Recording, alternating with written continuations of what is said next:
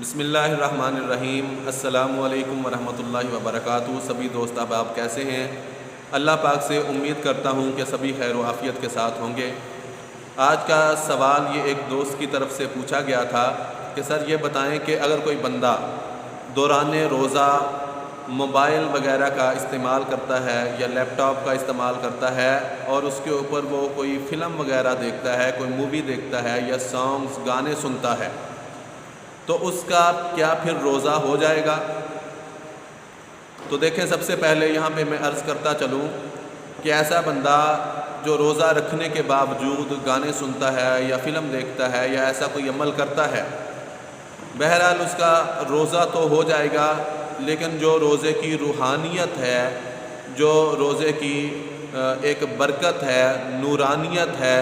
وہ روحانیت، نورانیت اور برکت جو ہے وہ روزے کی وہ ختم ہو جائے گی۔ اس وجہ سے چاہیے یہ کہ ایسے عملوں سے باز رہا جائے، کیونکہ اللہ کے نبی علیہ الصلوۃ والسلام کی ایک حدیث مبارکہ بھی ہے جس کا مفہوم یہ ہے کہ ایسا بندہ جو روزہ رکھنے کے بعد بھی ایسے عمل کرے تو اللہ کے نبی علیہ الصلوۃ والسلام نے فرمایا کہ اللہ کو اس کے ایسے کسی بھی عمل کی کوئی حاجت نہیں ہے، کوئی ضرورت نہیں ہے۔ ویسے تو اللہ پاک کو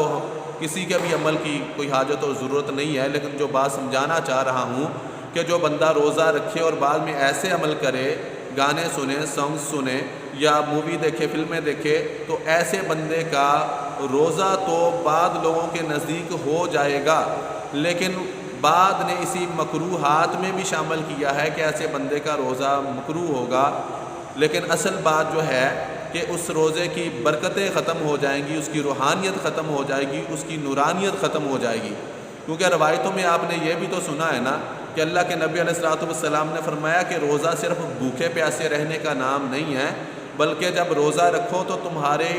آنکھوں کا بھی روزہ ہوتا ہے، تمہارے کانوں کا بھی روزہ ہوتا ہے، تمہاری زبان کا بھی روزہ ہوتا ہے، تمہارے ہاتھوں کا بھی روزہ ہوتا ہے، اور اسی طرح تمہارے پاؤں کا بھی روزہ ہوتا ہے۔ بات کرنے کا مقصد کہ پاؤں سے چل کے کوئی بھی ایسا کام نہ کیا جائے جو غیر شرعی ہو، ہاتھوں سے کوئی بھی ایسا کام نہ کیا جائے جو غیر شرعی ہو جس سے ڈنڈی ماری جائے، اور آنکھوں سے ایسی کوئی بھی بے شرمی اور بے حیائی والی بات نہ دیکھی جائے، اور کانوں سے کوئی بھی ایسی بات یا ایسا کوئی گانا نہ سنا جائے،